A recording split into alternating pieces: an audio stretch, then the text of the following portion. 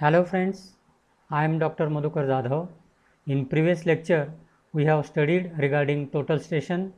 In that, we have seen regarding measurement of distances with total station, then measurement of angles with total station, then data processing by total station, then regarding advantages of total station and different uses of total station. In this lecture, I am going to start with remote sensing. So, content of this lecture: introduction of remote sensing, principle of remote sensing, components of remote sensing, and elements involved in remote sensing.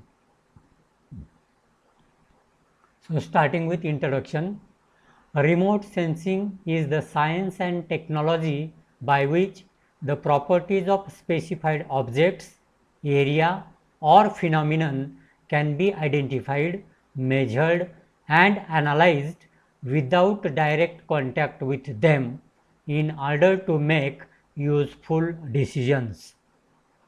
Next, the applications of remote sensing includes land use planning, weather forecasting, environmental studies, natural hazards, and resource exploration.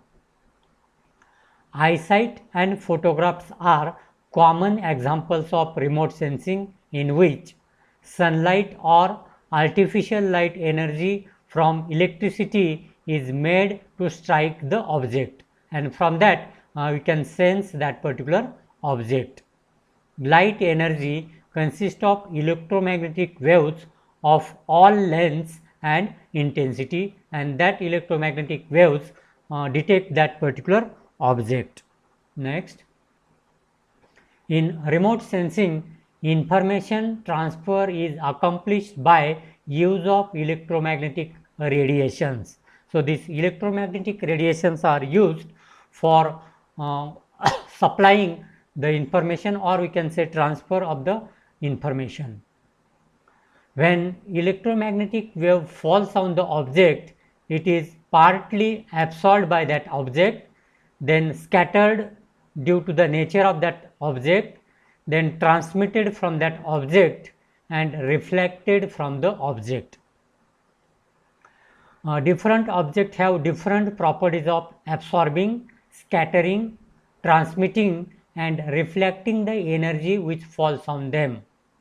By capturing reflected waves with sensors, it is possible to identify that particular object.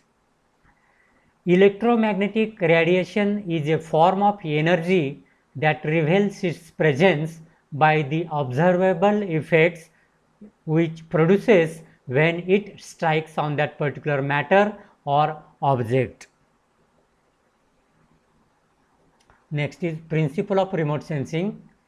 The source of remote sensing data is the electromagnetic radiations which are emitted or reflected by the object, which then helps in their identification and classification is the principle of remote sensing. Now here sunlight, satellite, antenna, receiver, this is the computer analysis.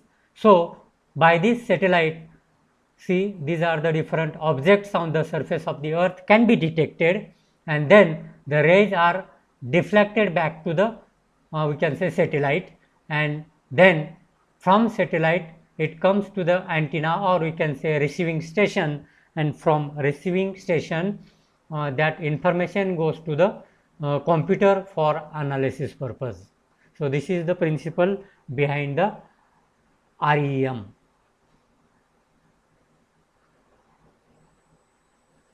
Then different components of remote sensing. First one is the platform. A platform is defined as the carrier for remote sensing sensor. It is a platform which acts as a carrier for remote sensing sensors. There are three major remote sensing platforms. One is a ground level platform, that is towers and the cranes. Then aerial platforms may be helicopters or low altitude aircrafts and the high altitude aircrafts, and space-borne platform which consist of shuttles, polar orbiting satellites and geostationary satellites. So all these are the examples of, we can say, platform. Second one is the sensors. It is a device that receives electromagnetic radiations and convert it into a signal that can be recorded and displayed as either numerical data or an image data. Next. So these are the different forms of, we can say, platform. One is the ground based platform. Second one, airborne platform, may be low height and medium height aeroplanes, and space based platform means whatever the different satellites which are orbited around the surface of the earth. Okay, so this is regarding the platforms. Next one, elements involved in remote sensing. So various elements are involved in remote sensing process. First one is the A, that is source of energy. So it may be solar, or it may be we can say illumination light.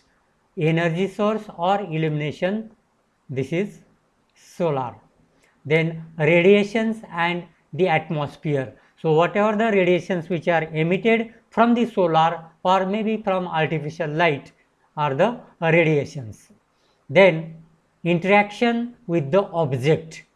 So whatever these radiations are there, they will object whatever the object which is situated over here, interaction with the object. Then recording of energy by the sensor D. So whatever the satellite or whatever the different forms of platforms are there, so they are used for recording of energy by the sensors. Next one, transmission, reception and processing process, which is done by these antennas and whatever the receiving station is there.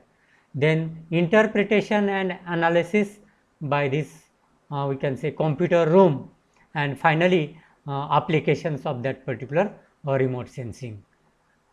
Okay, next one. So this is all about the today's lecture. Thank you.